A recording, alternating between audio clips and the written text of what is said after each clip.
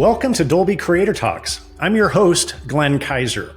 It is officially award season once again, and every year in the weeks leading up to the Academy Awards nominations announcement, the Sound Branch releases their short list of 10 films under consideration to become one of 5 nominees for the Best Sound category. Today, we're speaking with the team behind one of the films on that short list, Blitz, from director, producer, and screenwriter Sir Steve McQueen, who won the Oscar for Best Picture back in 2013 with his movie 12 Years a Slave. I first saw this movie back in September at the New York Film Festival, and I knew immediately that I wanted to have Steve and his team on our podcast to discuss the film's remarkable sound. It took a while for schedules to align, but I'm so happy to bring to you today my conversation with Sir Steve McQueen, along with the re-recording mixers and supervising sound editors of the film, Paul Cotterill and James Harrison, as well as production sound mixer John Casale. You can currently stream Blitz on Apple TV Plus in Dolby Vision and Dolby Atmos. And if you've seen the film, then you already know it starts out with a bang, which is appropriate for a film about the bombing of London during World War II. So that's where I wanted to start the conversation, by asking about the beginning of the film, which primes the audience for the harrowing story to come. Here's director and writer, Sir Steve McQueen. Yeah, the beginning was the beginning, in my head. Again, there's lots of research, and somehow that sort of idea of these, again, the Blitz, let's just start with. Let's start with the fire. Let's start with what, there's the sort of title of the piece. Let's get into it. Let's jump in with 2 feet. And what was interesting for me was just the research and finding out what the firemen had to sort of deal with, as it were, what they had to entail, and the inadequate equipment they were working with. And it was kind of like, it was almost like fighting a fire-breathing dragon with a water pistol, and the courage. And again, it's just one of those things which is kind of very English, very British, I'm afraid. It's almost like we make do, and we just get on with it. And again, it's kind of heroic and also sort of futile at the same time. But what was interesting for me very much is, again, all of us, myself and James and Paul. We're embedded with radio at a very early age. Radio is the sort of the wireless, as my grandfather would call it. That was the heartbeat of the house. And with the BBC, it was just one of those things where you heard things, you somehow you smelled things before you saw them.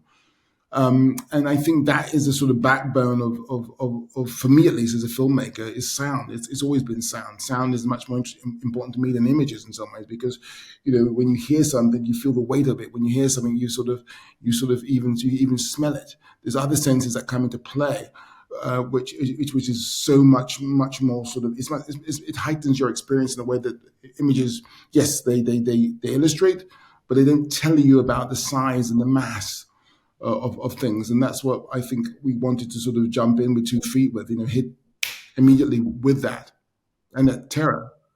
Absolutely. Steve, are you thinking about sound as you're writing the script? Oh, for sure. For sure.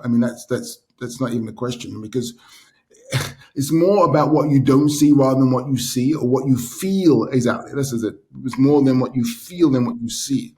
That's what makes something much more sort of, I think, sort of 3-dimensional. And sound, again, and I'm working with the best people in the business, James and Paul. We've been working together since when was our first picture? I can't even remember. I think we worked together on Shame, didn't we? Yeah, well, and then James joined us on Widows. Yeah, so a while back. So yeah, again, it's the essence, it's the weight, it's the gravity, it's of the picture. It's sound. It just is. Well, one of my favorite sound moments comes right at that very beginning, and it's just that amazing bit of business where they put they turn on the fire hose, the fire, you get the pressure going through the line, and then they lose control, and it's banging around, and it's also, from my point of view, a very Atmos-y moment. But James and Paul, I would love for you to talk about that first firefighting sequence and how you put that together. Well, really, it took a lot of time, actually.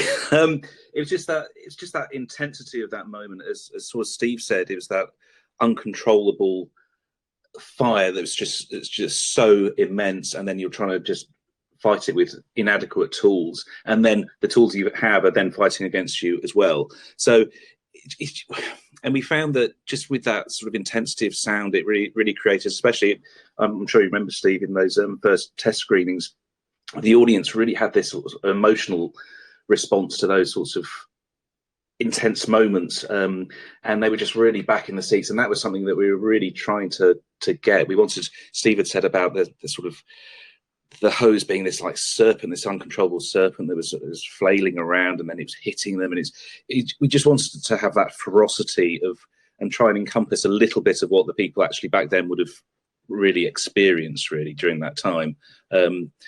You can't really do that completely, obviously, but you can try and create a moment that's just slightly overwhelming. I think Steve choosing not to use music in there as well was a big, strong, bold choice, and there was nothing in between you. To me, there's nothing in between you and the men and the people experiencing it. There's nothing. There's no beaty. There's nothing melodic. It's just those hard sounds. Which, I mean, James created an amazing set of real sounds there. You know, it's not sort of synthetic sound design. It's all based on kind of real recordings and real sound. But just to have that connection with the people, you know, and hearing those voices, people shouting as loud as you can possibly shout, and you can't actually hear them. You know, it's like that's the ratio of the sound here. You know, you can't hear men shouting as loud as they can because of the ferocity of the fire. And I think also the fact that the flames are meant to be the enemy, but it becomes this hose, it becomes the nodule, this brass heavy nodule, which is it was where the violence is actually at. And again, this whole first scene is kind of set up in a way to sort of tell us that we're not just fighting enemies, we're fighting ourselves. So that was very important, that what, you know, these guys did with the sound in order to sort of, you know, to turn the sort of narrative on its head in a way, because obviously you're there to sort of see people fight a fire, but what actually happens is they fight the thing that's meant to protect them against the fire. Yeah.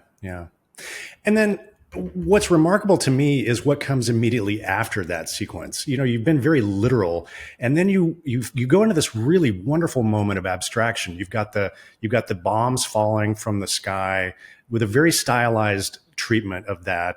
It's played in very quiet, very specific elements of the sound as the bombs are falling, and then you go into the abstraction with the bombers flying over the water, and then the black and white field of daisies in silence. We could spend an hour just unpacking this first 5 minutes of the film. But was there a lot of experimentation on the sound design for those more abstract parts of the storytelling, or did that fall into place kind of easily? No, there was a back and forth with Steve, and we played things to Steve and Pete upstairs, because we were all in the same townhouse sort of in London, which was just phenomenal. So there's a great working environment for us. But yeah, we'd have a bit of a back and forth. But I mean, all the stuff I designed, I really wanted everything to come from a realistic starting point. So everything you hear in that sequence is all based on sort of wind and metal.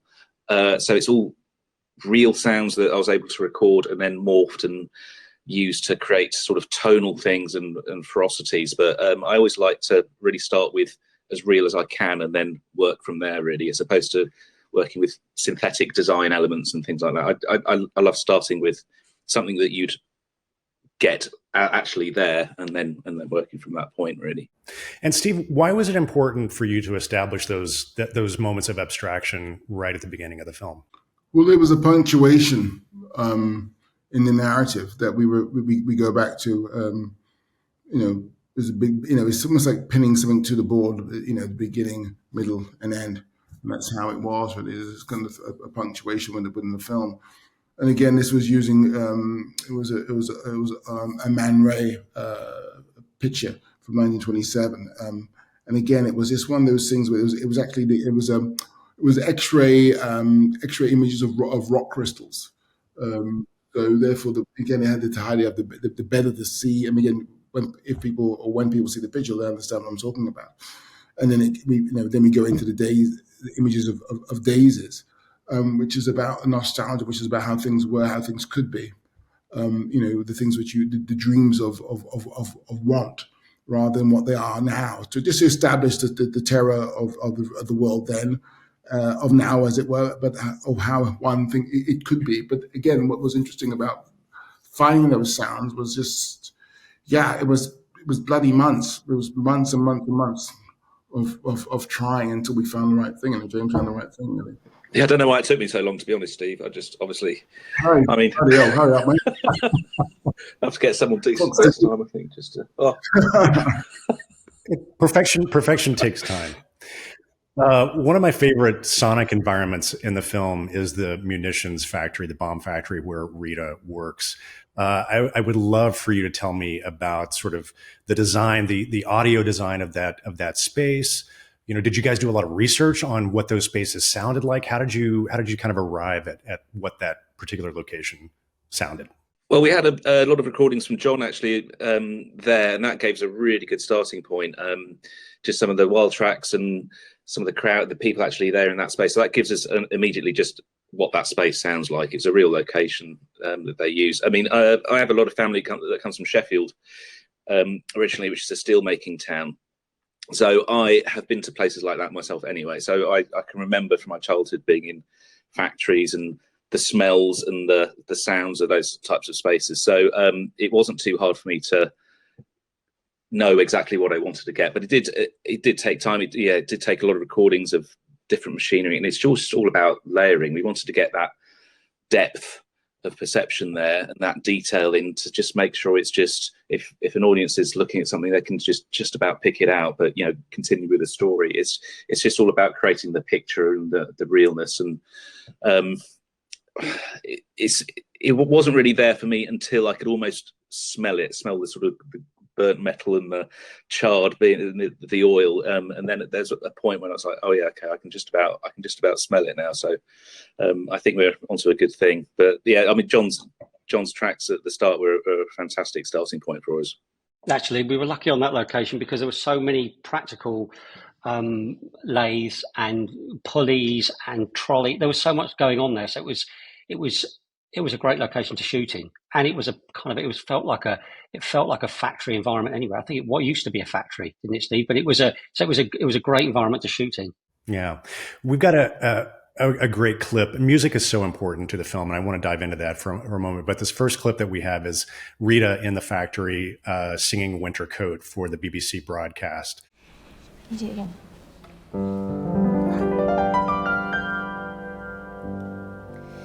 Turn up my collar, whatever the weather, you'll be with me. Wherever I go, we'll be together, just you and me. I wrap myself in a warm, sunny you, not to feel blue. My winter coat is you. John, I'd love for you to talk about sort of capturing that sequence. What was your approach to miking and capturing it?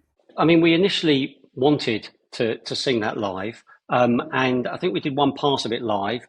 But but we mic'd up Rita. I think we had a couple of mics on her, one in her hair and one on her body.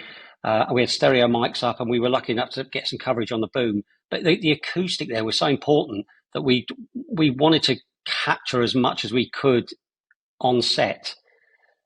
So even if a playback was used, the acoustic of the room could be used as in the final mix. So it sounded like it was coming from the munitions factory. So yeah, we were lucky, and we had the brass band. We had so much going on that day that it was busy, and it was a lot of fun. Because there was a lot going on, and obviously, Saoirse's amazing, and she's so easy to work with, and she's so collaborative. So it was easy with her. I mean, really, she's amazing. I was so taken. I've seen the film now 3 or 4 times, and I was so taken by the importance of music, which I became more aware of on second and third viewing. You've got music throughout this. The people are singing in bomb shelters to soothe their nerves. Granddad is playing at the piano at home and at the bar. And of course, Hans Zimmer contributed a pretty amazing score for the film that almost seems to be in dialogue with the sound design.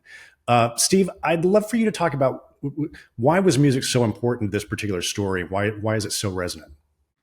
Well, it's about sort of the camaraderie, the sort of again, it's the lulling of people, to lull one sort of pain or anguish, or again that camaraderie, that sort of that against when you're in a choir, you feel that it can corral you into sort of, it's a weapon in a way to sort of chase away fear, to sort of bring up courage. Again, it's one of those things that I'm really it moves me very much. Even now at this time of the year with Christmas, singing Christmas carols is one of my favorite things to do, because even if you've got a bad voice, you're together, and there's acknowledgement of us in a way, and look at the power of us when we're together.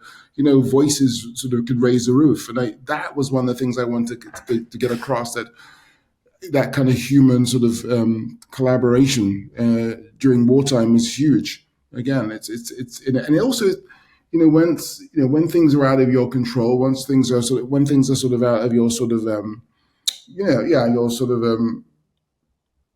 your navigation, as it were, that you can have some kind of, you can have somehow your hands on the steering wheel to sort of lift your sort of lift yourself in a way. Again, I just find it extremely beautiful. It's very simple but very beautiful.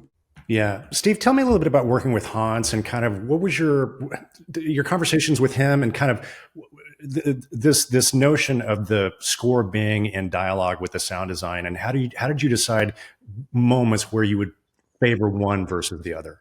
It was, I mean, again, it was one of those things where it's one of those things when you're sort of having to sort of what you're doing is you're perfuming the movie with music. And therefore, it doesn't come as a kind of a shock or some kind of an out of body experience. Oh, they're singing now. It's part of the sound landscape, and that's what John and Paul and James were working with. That was the remit, to make it sort of something which was sort of as important as the bombs landing, as important as people shouting, as people trying to be heard. That is part of the actual visual or sonic landscape. So with Hans, bringing Hans in was kind of interesting, because Hans came in at a moment where I showed him the movie without any sort of any music on it at all. And I said to him, I think you'll understand your mother better if you see it, because he told me a story about his mother, which I'll share with you. And he had his back up a bit with me about it. And I showed him the movie. He rang me up and said, "Miraculous, I know what to do." I'll tell you about his mother first. What happened was, Hans's mother grew up in the UK during the Blitz. And she grew up in Mayfair, in fact. She was evacuated from Germany, and she was here during the Blitz. And in immediately 5 years after the war ended, she went back to Germany. And she worked as a translator for the Americans in Germany. And she was out there, and she saw this woman out there who used to be a school friend of hers. So I know you. You were horrible to me. You were horrible to me. She goes, no, I wasn't. Yes, she was. You were horrible to me. She goes, no. Come to my engagement party. Come to my party. So Hans's mother promptly goes to this woman's engagement party and steals her man, who happens to be now Hans's father. And 5 years after Hans is born, unfortunately his father died. And then Hans goes off to boarding school, and I think that split, that kind of split from his mother, was very evident when he saw the picture, because he said, as soon as I know what to do, that was his sort of thing. Anyway, beginning of the picture with the music starts with recorders. It's like an orchestra of recorders. And then it kind of amalgamates from there to be fully orchestrated. But anyway, that was the sort of starting point of the journey with Hans. And that's why it was a really kind of he wrote the score in just over 3 weeks. I was sitting with him, sold the show for most of it. So I knew it came directly from his heart. Steve, you just took the podcast in a completely unexpected direction. That's a really amazing story. But you actually answered one of my questions, which was, did you guys have access to versions of Hans's score while you were doing sound design? And it sounds like you did not, that you were kind of, you were working on your own. And then was it a little bit of a train wreck at the final mix stage to kind of bring all these pieces together? Not at all. No. Hans had access to the sound design up to that point. So he just fitted like hand in glove with the work that was already there, that Steve and James had already been working on. So he could see what he could see what he was playing with, and you can hear that, say, in the water, the flooding sequence. That frequency-wise, that's such a vast, full piece, low end, rushing water. There's not much in there really for Hans to find a way through, but he just finds this sort of frequency that gets you right between the eyes, and it just stresses you out so much, that piece of music in there. It's just a long tonal sort of thing that screeps and screeches its way through. If you take that music off, it's pretty harrowing, but as soon as you put that in, it just becomes a completely different thing. So he just went in there, rather than being bombastic and going, coming in with drums and he just found a pocket, sat in there, and my goodness, the thing was flipped 180 when that came in, that music. So it really integrated fantastically well all the way through, really. I think also the sort of genius of John and Paul, of course, and James, of course, we've spoken about, but they had to work in so difficult circumstances. I mean, my goodness, John, what you had to do as far as all the terrains we were in, and with the water, the people, simulating explosions and so forth and whatnot, and there's so many different, throw sound recorders here, throw sound recorders there. They've got to deal with it, and it's a case of jumping every 2 feet. It's really kind of a little bit like a special forces kind of person having to deal with situations, and still you don't know what you're gonna come across. So it was just amazing what sort of John sort of got from it and added and advised. Again, I always listen to great sound people, because again, I'm not the kind of director who say I'll go away. No, what is it? What can we do? How can we make it better? And John was not afraid to sort of intervene at any time, and that's great. It adds to my game. It is. But at the same time, one of the reasons, Steve, I was so excited to have you on the show is like, Paul, you brought up that the flooding sequence at the end. But to me, it's not just the flooding sequence. It's the scene that comes before it and the scene that comes before that. That whole sequence of scenes in the underground where George falls asleep and then he wakes up, and you have that very surreal sequence when he's walking through. By the way, one of my favorite sound effects in the entire film is the lights pinging on as he's walking down that tunnel. And then he comes into what we come to understand as a dream sequence. And you're just like, you're taking us on this full journey. So yes, these guys are doing extraordinary work, but Steve, you wrote it and gave them this canvas to play with, to take us on this great journey. And I'm floored by the work. Listen, I think you just bring people who you can do the job, because again, I don't know everything. Thank God. Because there are people huge. I mean, again, that's the whole, you don't know everything. And therefore, when you got great people working with you, it's like, oh, brilliant, that sounds fantastic. Or bring you things that you never would think of, and add to the experience of the picture. And I think also, I'll be honest with you, I think every single, us 4 people on the screen, I mean, again, we've all got a history of the Second World War. We all got a story about it in our families or in our past. I think we were extremely invested in this story, because it's kind of, we don't really have these things in the UK. We don't really have British epics. They don't really exist. If they do, it's more like Pash to India, or out of Africa. It's this colonial past rather than sort of what's at home.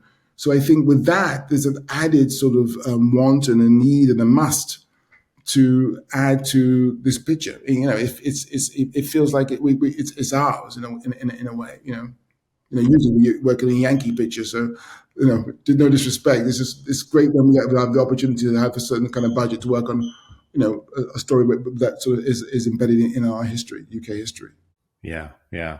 Paul and James, I'd love for you to just touch on mixing that particular sequence of scenes and kind of achieving that contrast. And, Paul, as you point out, the danger with water is that it's so full frequency that it can just become white noise and become very nondescript.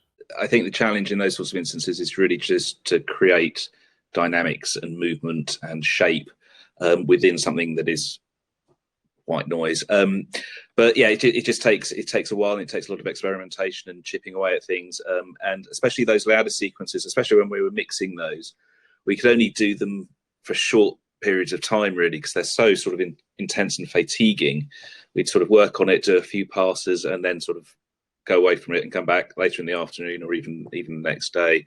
But I mean, Dolby Atmos for me was made for sequences like that, and the fire sequence at the beginning, because being able to just move things around, especially when George wakes up and he's just hearing those sort of tonal things going overhead, just getting that full frequency pinpoint accuracy just going over, it's just so descriptive, and it's just such an amazing tool for us. So Dolby Atmos was a really key instrument, and it was great to be able to use in the mix environment, actually. And I think what helped us with that scene very much, of course, is because a large part of the scene before, a lot of it was silence. George waking up from a dream, and it's him walking down into the tunnel. It's you can't hear a pin drop. And actually, for the last, again, I think that adds to the sort of, the sort of the surprise, but also the sort of the three-dimensionality of the water, because you've heard nothing. It's almost like you've cleaned your palate in order to hear that sequence. Your ears have definitely opened back up. You raise a great point, which is you have epic scale sequences in this film, but I was really drawn to the quiet moments. I didn't really think about London at night during the Blitz, and the blackouts was actually a very quiet place because people were inside and they had their lights off and they were trying not to get bombed. So I love the contrast in the dynamics that you utilize. We have a really wonderful scene with George and Ife walking down the street where they're talking about their families. Are you black? Of course. I'm not black. Are you not? No. My father was. He was born in a place called Grenada. His name's Marcus, but I never met him. My mum said people took him away from us before I was born. Why was that? I don't know. My granddad says he was deported.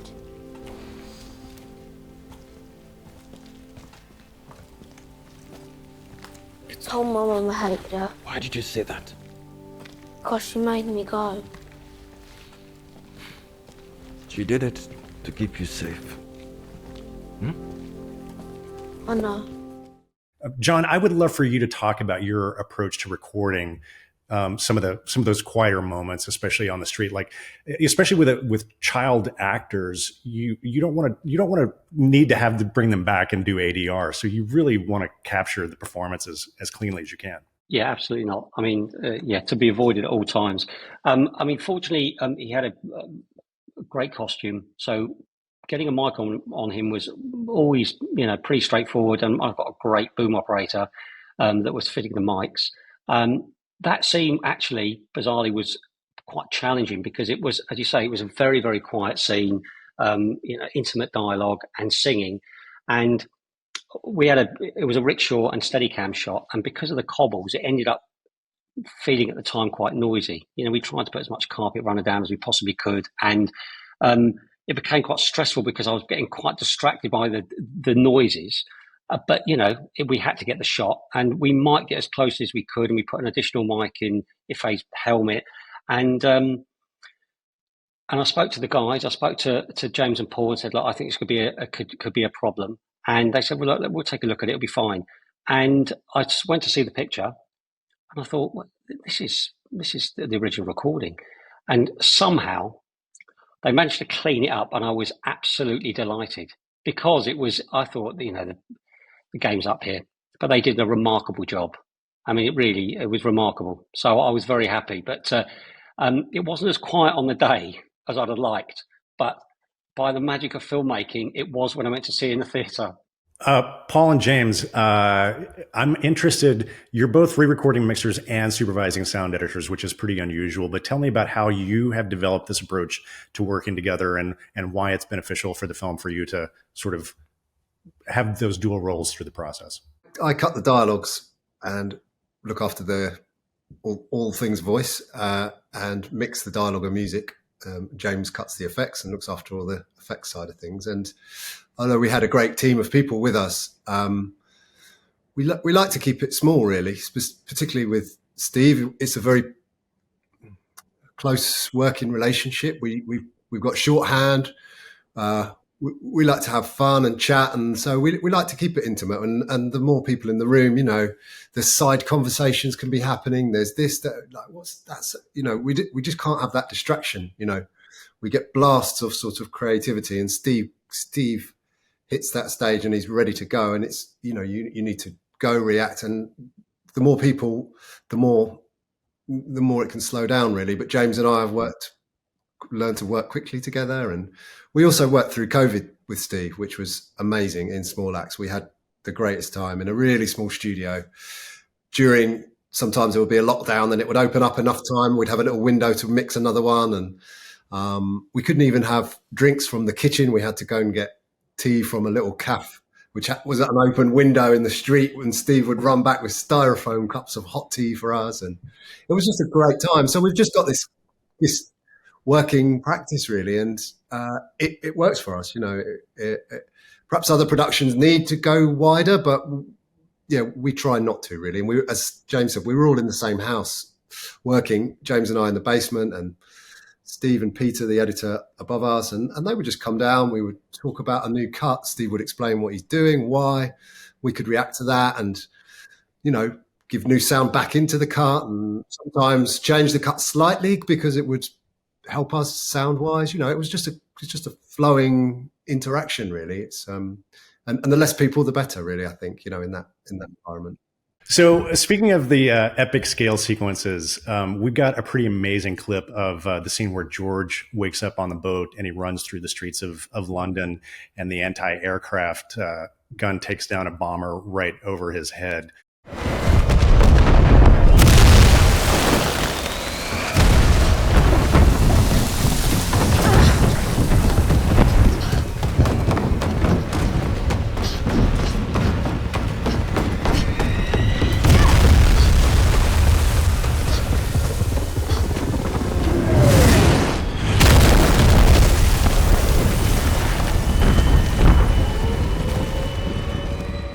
I would love for you guys to talk about, like, this is one of those sequences where you can just, everything comes forward. So tell me about crafting the sound design and the effects of that sequence and mixing it. Oh, well, yeah, it was a big old sequence, that one. And I remember, because we were, especially in the mix there, we were getting it there, and then George wakes up and he's those explosions are going off. He's being covered sprayed with the water. And then Steve's just like, I just need to hear his feet pounding on those floorboards. Really need to hear that. And so we're just giving them as much as he can. He goes, no, I really need to hear them. So it was just really trying to carve those spaces and get those dynamics so that we just got enough to really push those things through, those things that are important to Steve. And then George's breaths, and just making sure we're not losing contact with him as he's coming through. But again, it's like one of those sequences, almost like the munitions factory, where it's just about the layering. And you've just got, when you see those shots and you see all the anti-aircraft guns in the background and the explosions and the flak, and it's just about that depth and getting that intensity. And you just see those shots and you go, wow, look at all of that's going on. And so you want to just be able to hear sort of everything. It's not all about the really big stuff up front. Sometimes it's just about the picture that you're painting. And then obviously there are some big earth-shaking moments obviously in it as well. But there is good. It's just for that George's perspective as well. It needs to be terrifying. A 9-year-old boy running through that sequence with all that going on. It had to be sort of from his POV and absolutely intense and terrifying. So and especially like when the horse comes out and it's just shrieking up in front of him, it's just startling him. So all those moments just had to play sort of slightly over the top sometimes, just to make it sound so intense for him. I like the way you described that, and Steve, you gave some really lovely moments. Like, there are a number of moments in the film where you use very extreme close-ups on the eye and the reflections of what people are seeing. That kind of allows for a bit of abstraction in the soundtrack, I felt, for these guys to hook onto, that I thought was just an amazing storytelling approach. Again, it's that intimacy, isn't it? That inside sort of thing. There's so much going on the outside. What's happening on the inside? I think that gives us a little sort of space to sort of be in touch with our character and the audience in a way. Again, it's and also just to identify, with this chap, from the rickety boardwalk to the sort of tarpaulin with the spray of the explosion, the water, to this when he sees the horse. It's just that moment of, it's almost like white noise in a way. So yeah, again, it's to get that connection, what's happening inside one's head as these things go on, especially as James already said, a 9-year-old boy. I mean, it's war's bad enough, but for a 9-year-old boy, it's more than a nightmare. I want to talk about the sequence in the Café de Paris, the big sort of jazz sequence. I love the way that you guys played with perspective, especially on that music. There's that great shot where we follow the waiter from the club back in through the kitchen and then back out into the club. And I love the way you played with the perspective shifts on the music and really gave us a sense of what it was like in that club. Oh Johnny, please tell me, dear, what makes me love you so? You're not handsome, it's true, but when I look at you, I just, oh Johnny, oh!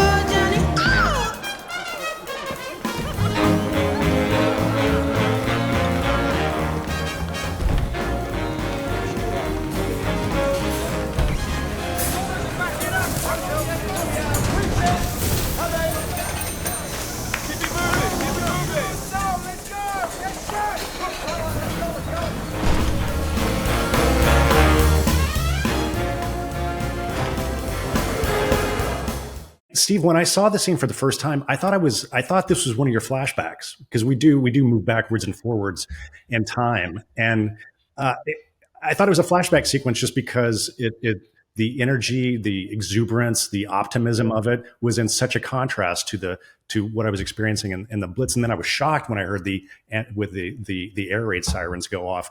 Steve, was it important for you to sort of let us understand that different people were having very different reactions to what was going on in London and the Blitz?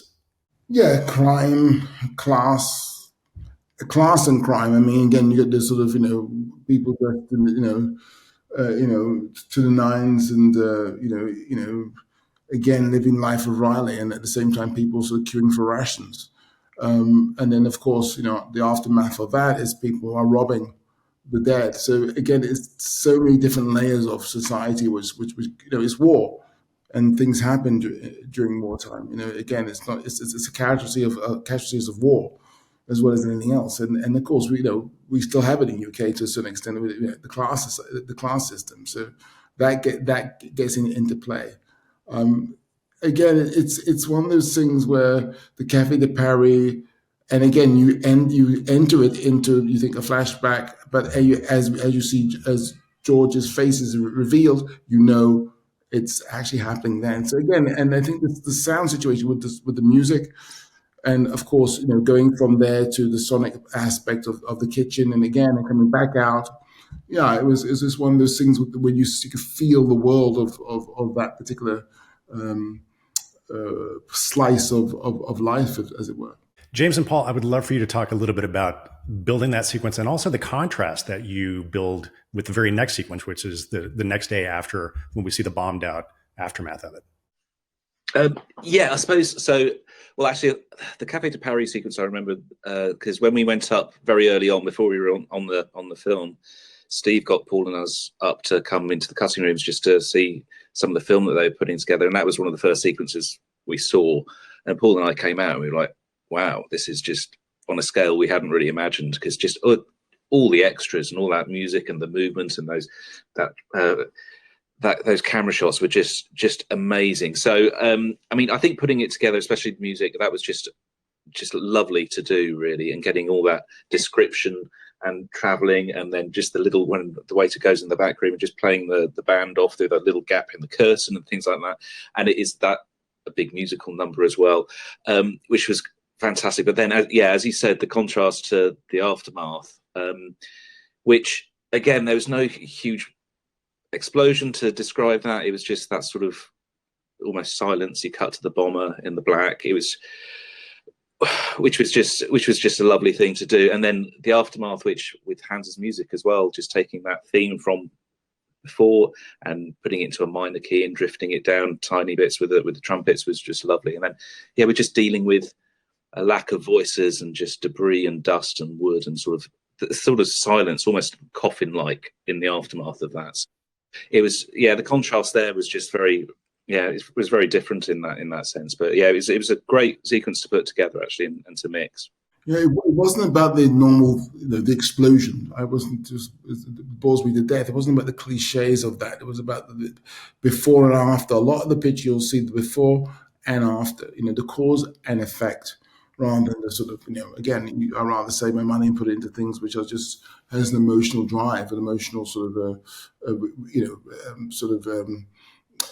an emotional sort of response or reflection rather than anything else. You also make, I think, a very powerful choice, which is, you have a couple of very wide aerial shots of the aftermath of the bombings in daytime with, some fires and smoke, and you largely play those in silence, very, very quiet, no score, and it hits you like a gut punch, just the sheer destruction and the scale of what happened. It's, the quiet approach to those shots was very, very powerful.